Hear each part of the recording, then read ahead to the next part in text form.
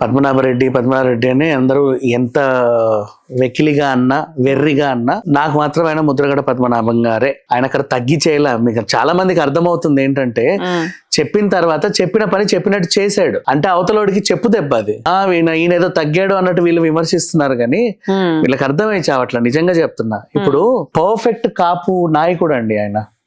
మాట ఇచ్చాడా, మాట మీద నిలబడ్డాడు. అదొక నిదర్శనం. కాపు వాళ్ళు అర్థం చేసుకోవాలి ఆయన్ని. నేను మాట ఇచ్చానంటే మాట మీద నిలబడుతున్నాను. గతంలో కూడా నేను మీకు చాలా సార్లు మాటలు ఇచ్చున్నాను. మాట మీద ఆ టైంలో నేను ఎందుకు నిలబెట్టుకోలేకపోతున్నానంటే అధికార పక్ష ప్రెషర్స్ లేక ఇంకేవేమో ఉండొచ్చు. కానీ మీకు మాత్రం నేను మాట ఇస్తే కొంచెం ఈ రోజో రేపో ఎల్లుండో కానీ నేను మాట మాత్రం ఖచ్చితంగా నిలబెట్టుకుంటాను అని ఆయన గతంలో చెప్పినప్పటికీ వీళ్ళు ఎందుకో సాటిస్ఫై అవ్వక అంటే వాళ్ళకి ఇమీడియట్ గా రిజల్ట్ రావాలని రిజర్వేషన్ కేటగిరీలో చేర్చాలని ఎగ్జాక్ట్ ఇమీడియట్ రిజల్ట్ కోసం ఈయన్ని వద్దనుకున్నారు.